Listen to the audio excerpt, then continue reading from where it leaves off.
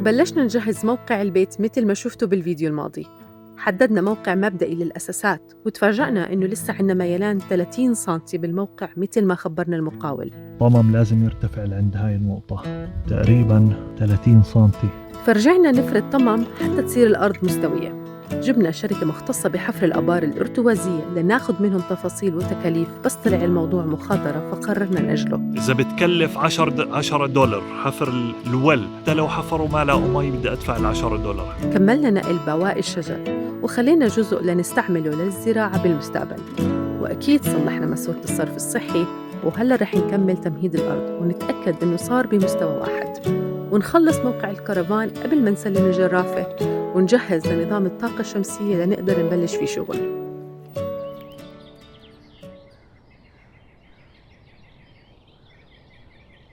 اليوم الصبح قاعد عم بفكر بشغلتين، أول إشي السولار سيستم وتاني إشي ستورج. إحنا بحاجة لإشي نحط فيه أغراضنا. اطلعت على الإنترنت، في هون ببيعوا ستورج جاهزة من لوز مثلا ومن هوم ديبو. ببيعوا زي شد، زي بيت صغير، كوخ صغير بيكون مثلا 3 متر ب4 متر، 3 متر ب3 متر. فكنت عم بفكر نشتري واحد ونحطه وراء البيت، منه بنقدر هلا نبلش نخزن فيه أغراض. برجع لكم. هاي وصل اللود تبع الجرافل.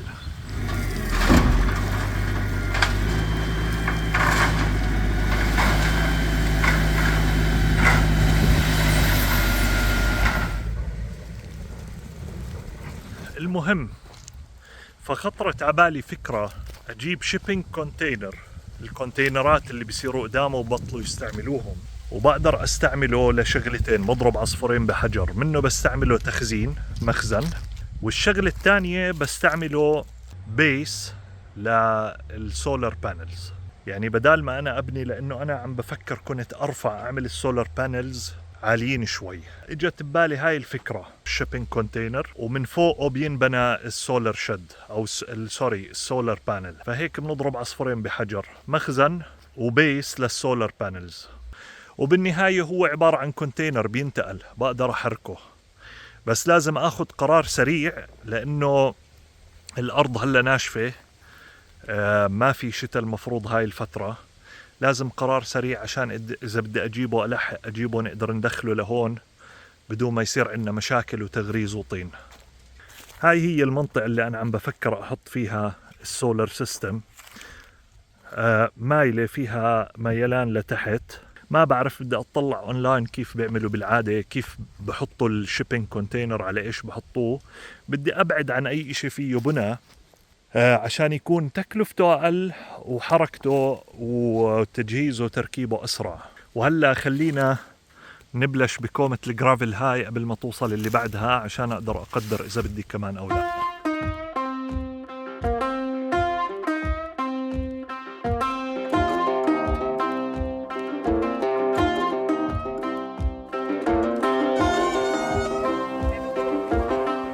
Please, I would like to add another load of fill dirt, 2-inch fill dirt. Okay, so make it 3 total. Right. Okay. And once we are done with the fill dirt, you can send the gravel, 1-inch gravel. Okay. Alrighty, that sounds good. All right, Anna, thank you. You're welcome. باي باي. المنطقة اللي بالنص هاي لساتها واطية، هديك صارت على الليفل، بس بصفي أعبي اللي بالنص، ولازم أزيد على الجناب لأنه لما يجوا يحفروا عشان صب لازم يكون في عندنا مساحة على اليمين وعلى الشمال.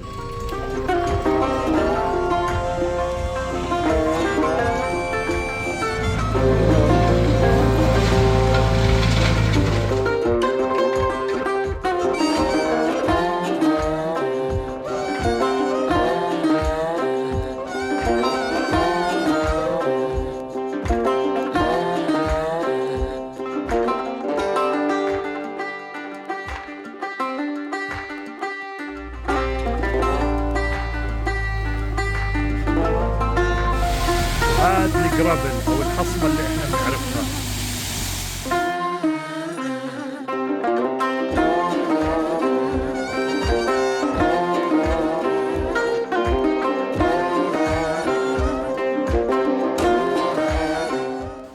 تقريبا خلصت ليفلينج، وبضل عندي هاي الكومة بدي أفردها هون.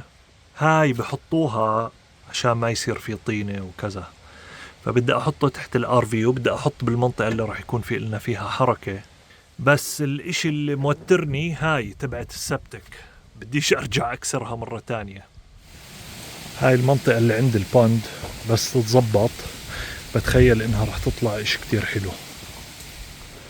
بعدنا عم نستنى moment of truth، هل راح تمسك مي ولا لا؟ ما بعرف شو نوع الطينة هاي. واحد حكالي اسمها فاير كلي، اللي بيعملوا منها الفاير بريكس. غريبة، طرية فعليا زي الصلصال يعني، او اشي زي هيك.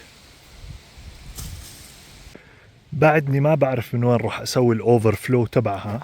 هذا اذا مسكت وصار فيها مي، بس على الاغلب المي بدها تروح هيك.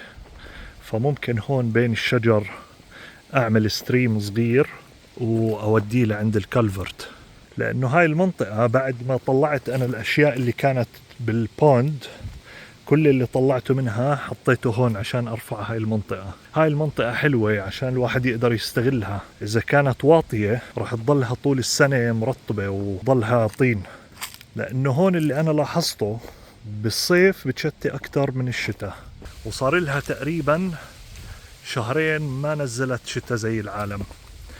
نزلت شغلات بسيطة يعني ما بنقدر حتى نعتبره شتاء. بس بالصيف فعليا ما كان في اسبوع الا تشتي فيه. عشان هيك بضل خضار حوالين الواحد وطبيعة حلوة. اذا بتشتي لها هاي شتوة الربع ساعة، لانه بدي الباد تتشرب شوية مي. اذا تشربت مي رح تمسك كتير منيح. هاد الدرايف واي عملته من نفس الخلطة تبعت الباد، بس هذا فيه حجار كبيرة 3 انش، هداك فيه 1 انش 2 انش. ماسك كتير منيح، صلب جدا.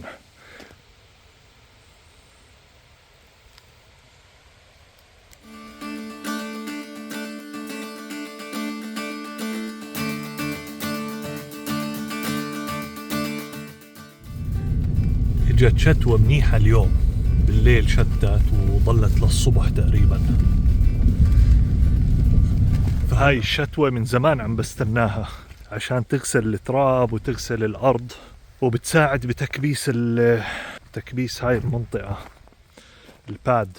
هلا بتصير طرية شوي، بس مجرد ما مشيت عليها بالسكيد ستير بتصير حجر، بتصير قطعة واحدة كلياتها. بدي أنزل أطل على البوند، مع أنه ما أتوقع المي وصلتها، لأنه صلها زمان ما شتت، فالأرض عطشانة، فكل المي اللي نزلت بتكون شربتها الأرض.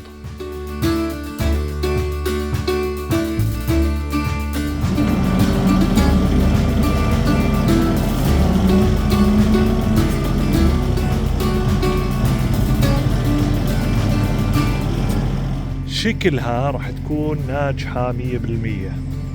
شكل المي هون بتمسك، بكرة ببين معانا. نقول هلا شوي ناشف الأرض فهاي راح تخف، بس إذا ضلت لبكرة فيها هيك مي معناته it's a success.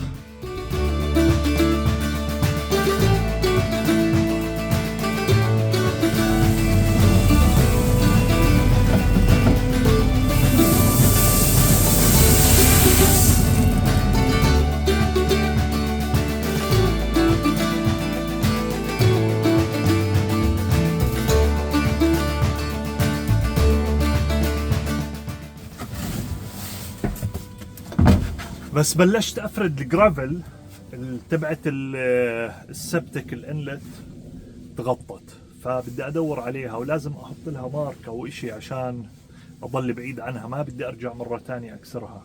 بس اليوم اكتر اشي ابسطني لما شفت انه البوند ماسكة وعم بتعبي مي، فاسعدت جدا لما شفت انها عم بتعبي مي قاعدة. شغلة روعة منيح يعني، ممتاز اني سويتها وما اجلتها للسنة الجاي.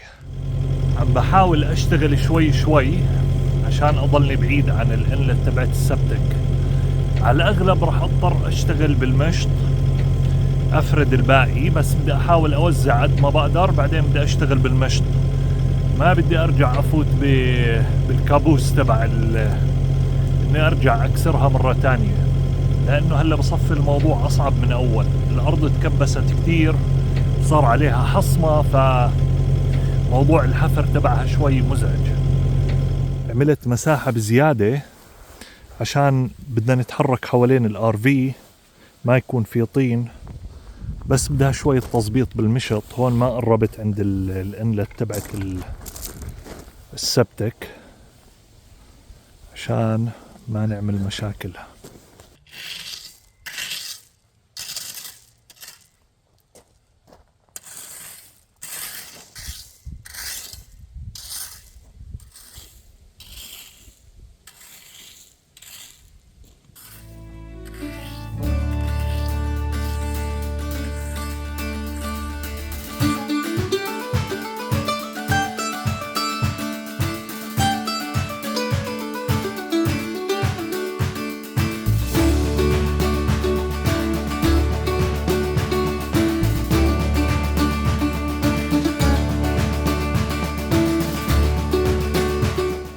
وهاي الباد صارت جاهزة للقياس. أنا أعتقد إنه أمورها تمام، بس المرة الماضية برضو هيك فكرت وطلع في عندي اوف جريد تقريبا 16 انش. بس بضل إني أدبر طريقة عشان أقيس فيها الليفل تبعت الأرض، أتأكد إنها ليفل قبل ما أرجع السكيد ستير. واحد من تبعون المينونايتس بسأله، عم بحكي له كيف بتقيسوا انتو يعني بدون ما تستعملوا أجهزة إلكترونية؟ شو بيعملوا؟ بيعبوا بربيج مي وبحطوه على أوطى منطقة، وبعدين بصيروا يمسكوه يمشوا فيه للحواف يشوفوا إذا المي رح تطلع أو لا. إذا المي طلعت بتكون المنطقة واطية، إذا المي ما طلعت بتكون المنطقة عالية. فقصة طرمة باختصار. يلا نريح شوي وننجز شوية شغل على اللابتوب.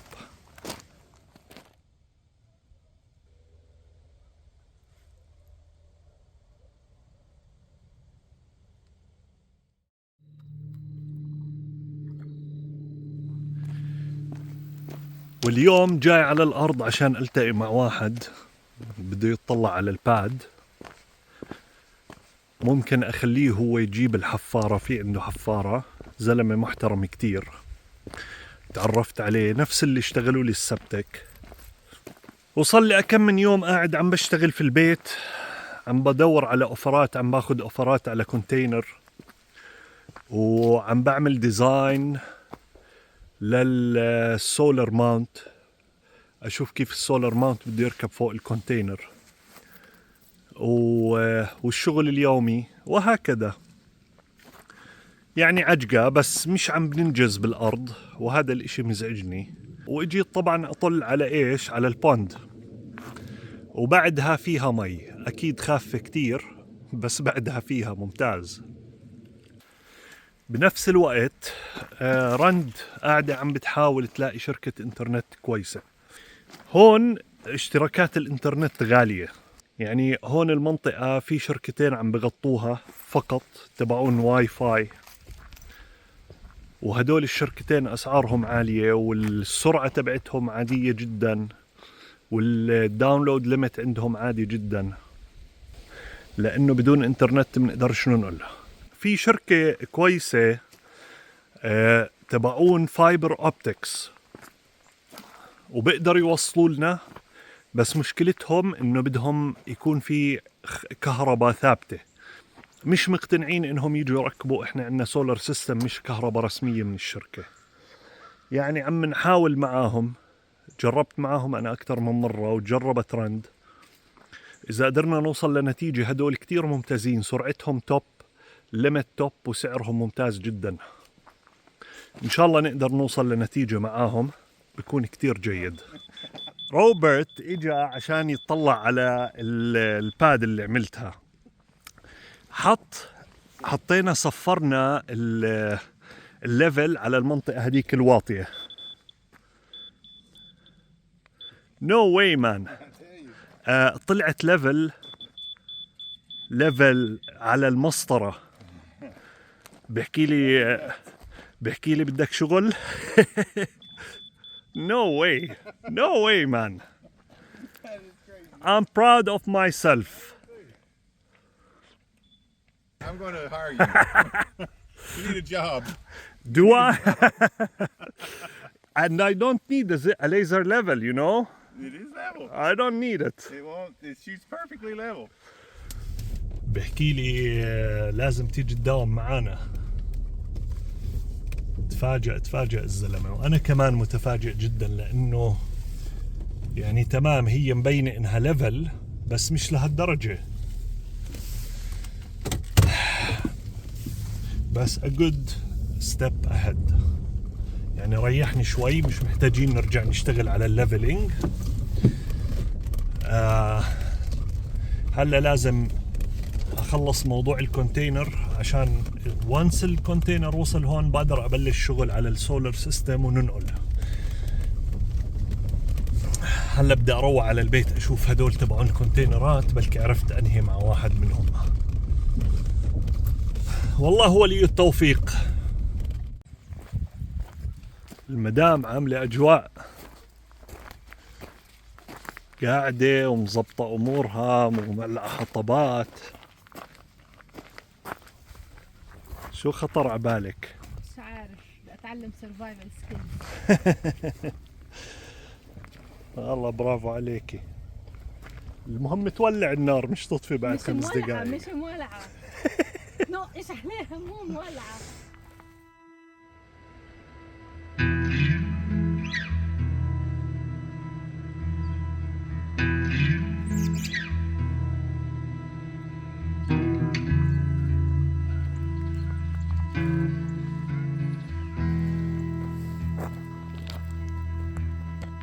أيوة كمان. هون شوف يا زلمة. أنا إلي أنا. بطل إلي أنا. برافو. Now pick it to Mama. Mama. يلا. أوت.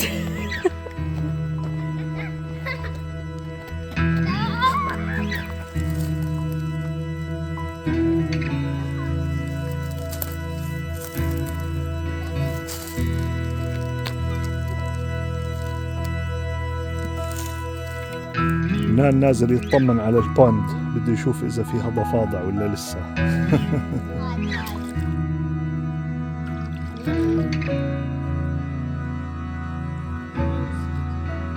It's like Zeus, Baba.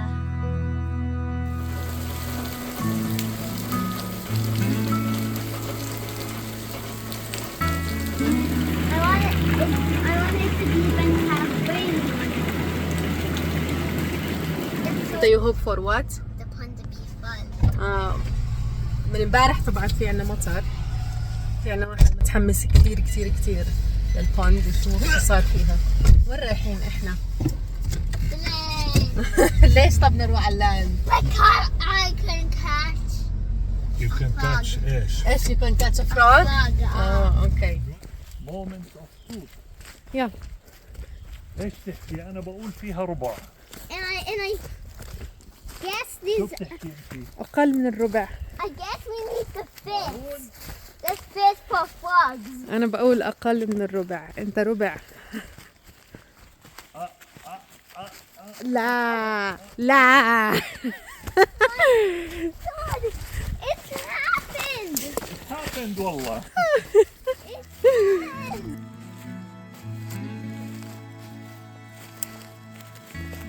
يا سلام على لون المي. لأنه هاي لا ما تنزل أكثر برا، هاي زحمة. Time to hook up with this fish. عبت ولا ما عبت؟ عبت. والله صار عندنا That's a بوند. fish. بس مش شكلها شكل بوند. لا بابا لا، بلاش يوقع بالمي وينبل. No. لا يونان بابا. What? ما هي هاي دائما اول شتوة هيك بتصير المي وسخة، لانه متخيلة انت كل المي اللي بدها تمشي بالارض لتوصل هون بتجر معاها كل التراب.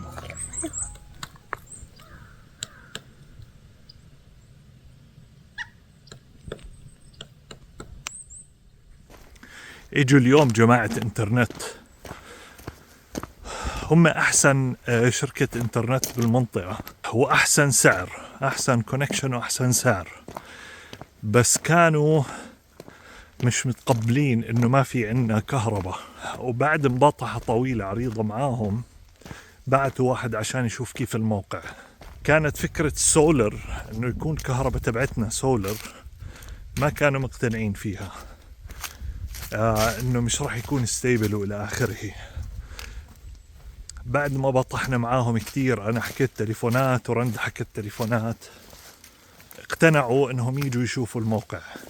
بس لما اجوا شافوا قلت له انا انه راح استثمر مبلغ منيح بالسولار سيستم، وكل كهربتي راح تعتمد عليها، وكل الاجهزة الكهربائية اللي عندنا في البيت راح تكون بتعتمد عليها. شكلهم اقتنعوا. واحذروا شو، البوند عم تتعبى قاعدة، يعني بدها كمان شتوة وإن شاء الله بتفلل. بس لازم ألاقي لها اوفر فلو، يعني المي بعد ما تتعبى هون تصير فل، وين بدها تروح.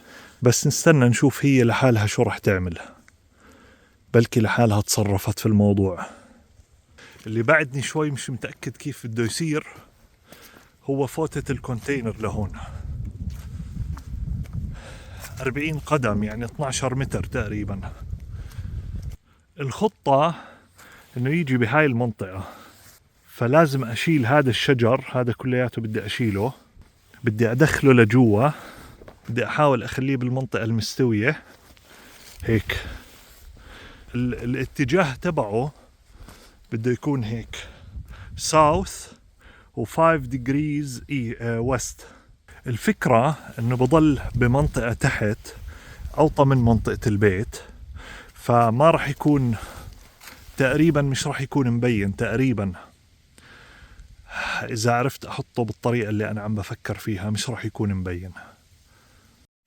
شوف الفيلم بحكي مع الدليفري اللي بده يجيب لي الكونتينر عشان احكي له تعال على الارض اطلع كيف بدك تفوت الكونتينر، تأكد انه بوسع الامور تمام قبل ما تروح تجيبه، لانه بقدر ارجع احول اخليه مثلا 20 فيت بدل 40. ولا هو بحكي لي I was about to call you، كنت لسه بدي اتصل معك عشان اخذ منك العنوان. قلت له هلا ببعث لك اياه، امتى بتفكر تجيب الكونتينر؟ بحكي لي هيو معاي. قلت له ما فيش عندي محل احطه لسه، لانه انا الخطة انه اليوم قبل ما بدي اجيبه بيوم اجيب سكيد ستير عشان انظف المحل اللي بدي احطه فيه، اشيل الشجر وامهد، وبدي اشتري شوية طوب عشان اقعده عليه. فقلت له ما بقدرش هلا استقبله، شوف حل. ولا هو بحكي لي خلص بخليه عندي لحد ما تجهز له محل.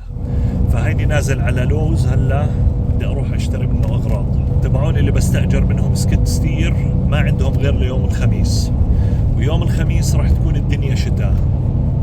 اليوم الاثنين في معاي 3 ايام ما فيها شتاء، نضيف الجو، فلازم الاقي سكيد ستير تاني احجزه، لازم اجيبه بكرة، ولازم اكون شاري هاي الاغراض عشان بكرة انظف المكان اللي بدي احط فيه الكونتينر، وتكون اغراضي كلياتها جاهزة اللي ما اضطر انزل على لوز مرة تانية.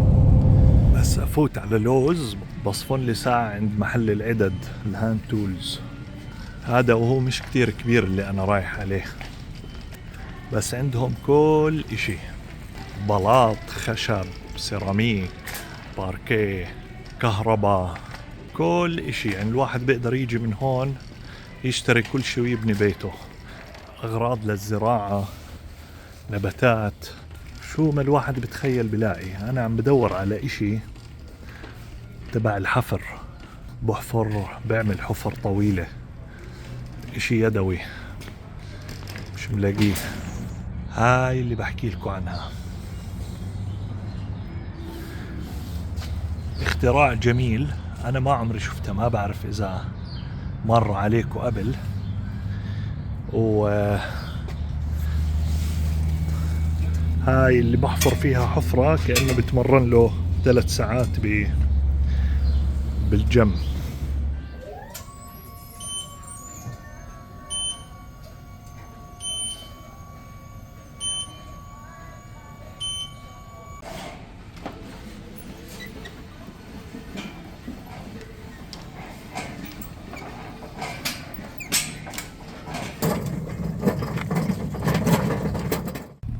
شوفوا ما أهل هالبيت المهجور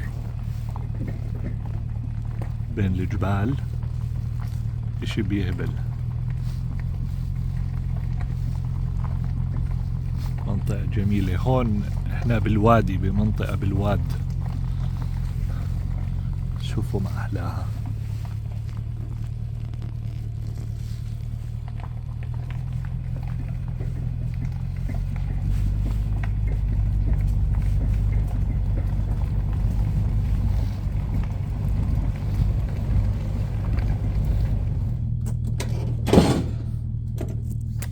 شو في عنا شغل اليوم بالليل؟